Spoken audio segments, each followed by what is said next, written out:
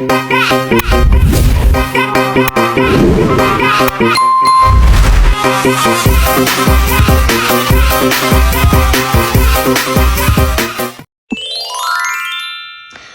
apa kita mempelajari bahasa Arab Fusha, padahal orang asli Arab sendiri menggunakan bahasa Amiyah dalam komunikasi sehari-harinya?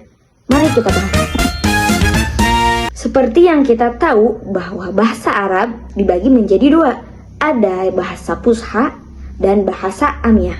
Bahasa Fusha adalah bahasa baku, bahasa formal, bahasa yang digunakan orang-orang Arab pada acara-acara formal.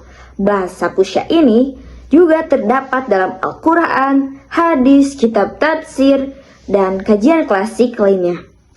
Nah, sementara bahasa Arab Amiyah adalah bahasa gaul atau yang dikenal dengan bahasa non-formal Arab, yaitu misalnya dalam komunikasi sehari-hari, komunikasi di pasar, dengan teman sebaya, dan lain sebagainya.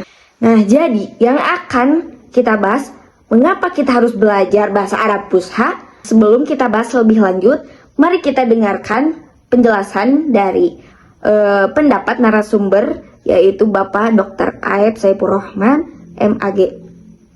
Assalamualaikum warahmatullahi wabarakatuh.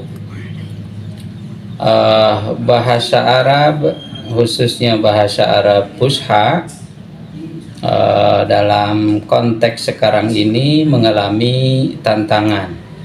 Banyak tantangan secara internal atau eksternal. Salah satu tantangan yang datang dari kalangan pengguna bahasa Arab itu sendiri, yaitu adanya propaganda untuk lebih mempopulerkan bahasa Amiyah, sehingga ini sedikit mengancam keberlanjutan dan keberadaan dari bahasa Arab Fusha itu sendiri.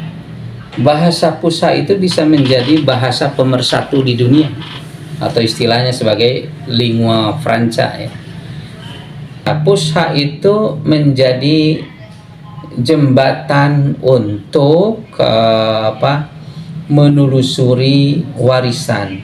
Jadi turos, artinya ketika mempelajari mengkaji Fusha, maka kita akan bisa menelusuri jejak-jejak sejarah, bisa nanti menggali karya-karya para ulama yang sudah jauh-jauh sebelumnya mereka berkarya dan terus bisa dipertahankan, bahkan menjadi kekayaan.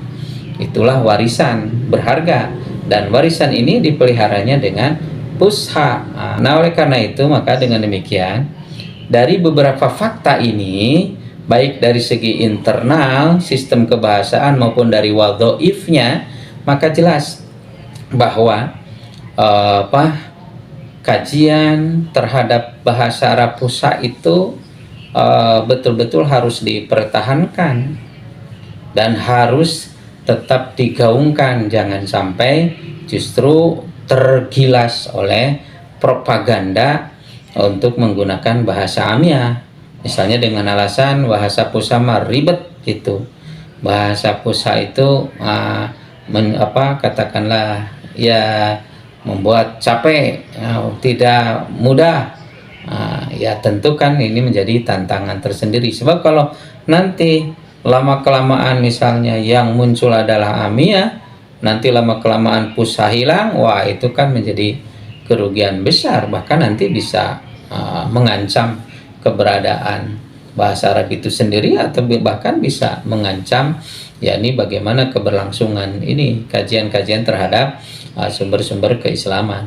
Sekali lagi bahwa Fusha tetap harus dipertahankan, bahkan harus diupayakan bagaimana cara mempermudah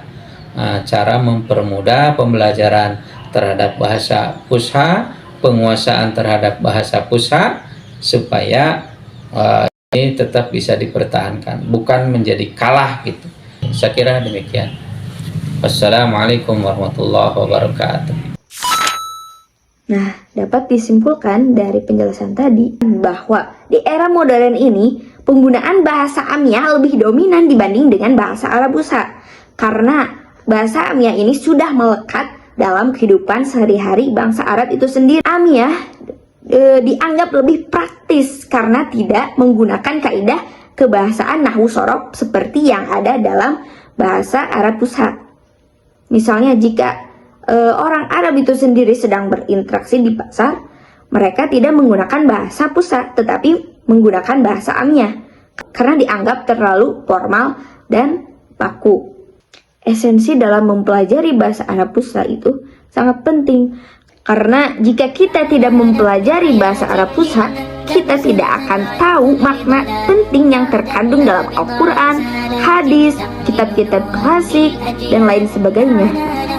Jadi oleh karena itu, esensi mempelajari bahasa Arab Fusha itu sangat penting. Walaupun di tengah maraknya penggunaan Amiyah pada zaman sekarang, tapi bahasa Arab Fusha bersifat fleksibel, menyesuaikan dengan perkembangan zaman. Jadi bahasa Arab Fusha tidak dapat dilupakan dan tidak dapat digeser posisinya oleh bahasa Arab Amiyah. Terima kasih. Wassalamualaikum warahmatullahi wabarakatuh.